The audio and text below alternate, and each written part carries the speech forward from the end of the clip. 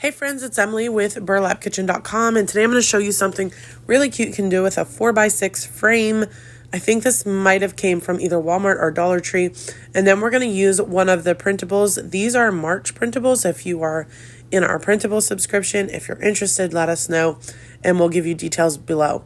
So I just took that cardboard insert out, and then I'm going to trace it on a thicker piece of cardboard and cut it out. That's just going to let everything hold up a little bit better.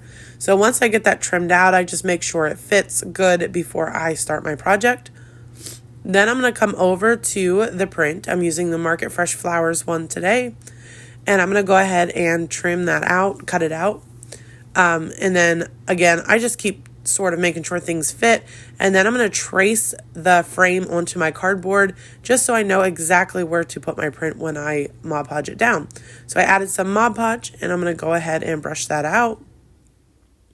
And then I'm going to lay my print, trying to my best to keep it centered in that square that I drew. And then we're just going to press it down and give it a good dry. And again, I'm going to one more time just double check and make sure that fits. Once everything fits and is a Mod Podge and dried down, then I'm going to come in with some Dixie Belle Antique Wax. I'm using the color Best Black, I believe, and I think it's called Best Dang Wax, and it is, again, Dixie Belle. So I'm going to give that a good coat here around the edges, and I'm just trying to make it a little bit darker in some places and a little lighter in others, just to make it look aged.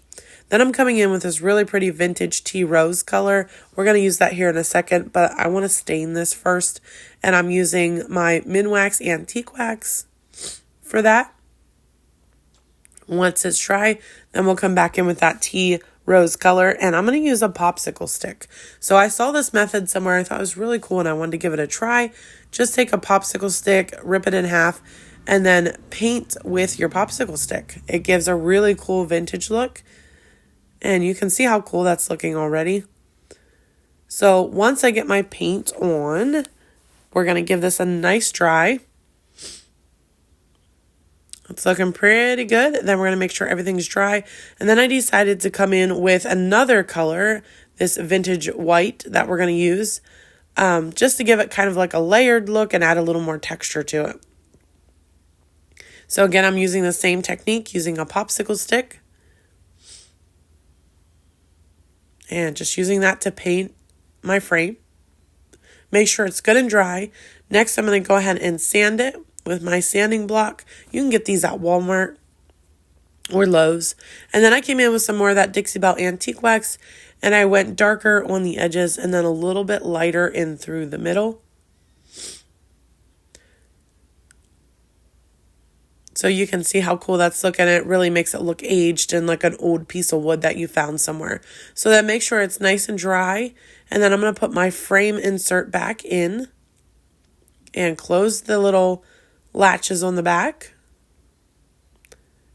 Next, I decided to add a little bow. I was kind of like torn between whether or not to add a bow, but in the end, I decided just to add one. So this is actually coffee dyed flower sack. You can get the flower sacks at Walmart and then just dye them with some coffee. And then we're going to tie a little bow here and tie our twine nice and tight, trim everything up good. And then I'm going to go ahead and glue that to the top center. I did decide to add a little bit of greenery. So this greenery came off of a garland I got at Hobby Lobby. If you see those on sale, grab them because they're great for little projects like this. And then I glued my bow on and then a little button to the center, gave it a little trim, and this just turned out so cute. If you're interested in the printables, let us know and we'll leave the link down below. Thanks so much for watching.